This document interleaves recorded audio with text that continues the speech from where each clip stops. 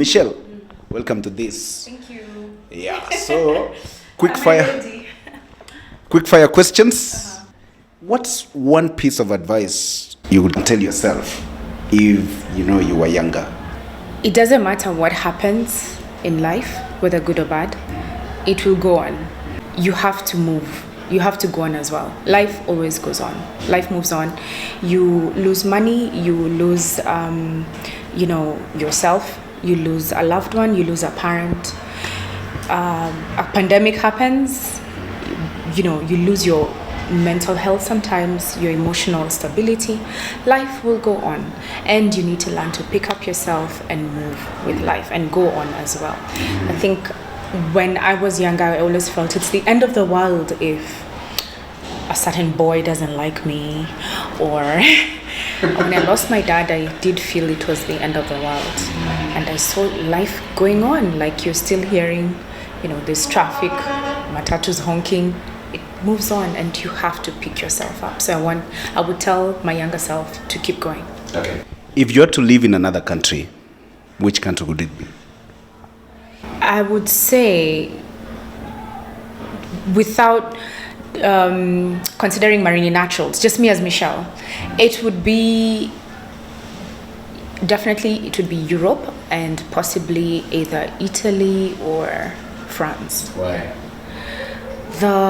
Europe is beautiful. Europe is it's so picturesque. It's amazing. The people are very lovely. I had a beautiful experience there. I studied there for 2 years. People are very kind. The culture, Europeans are like Africans, by the way. Deep-rooted in culture, family, love.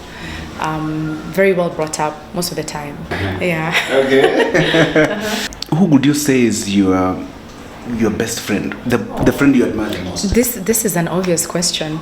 I think the whole world knows my best friend, but Neti Patel is my best friend, is also my co-founder in Marini, is my life partner. I will forever do life with her. She's my sounding board. She is my sister. Yeah. What's the worst thing you've ever eaten?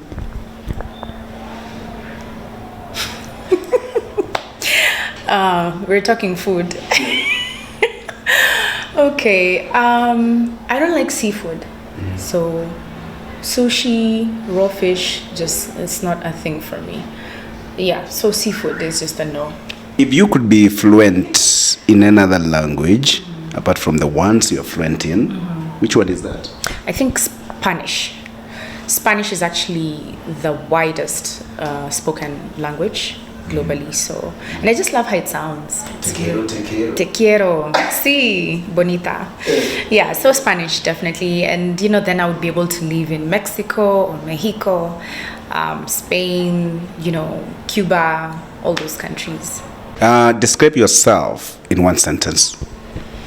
I tried to do that. This is not the answer, but I tried to do that in my campaign, and I can't. Oh my gosh, it's hard. But complex, simple, tenacious, passionate queen. Do you think people misunderstand you? For as long as you're alive and you're a human being, you will be misunderstood. So yes, yeah. What's that one thing that you think people don't really know about you, but they think they know about you? That I'm actually not a bitch. I think there's a perception that I am a bitch because just of my nature. I'm very, forward, very aggressive, very blunt. I don't mince my words. I'm a very honest person, so it can come out like, sometimes honesty is feared. Like, why is she being that real, that raw, that honest? And it could be misconstrued as being a bad person, a bad woman, which people call a bitch, but I'm actually not. Yeah. Yeah.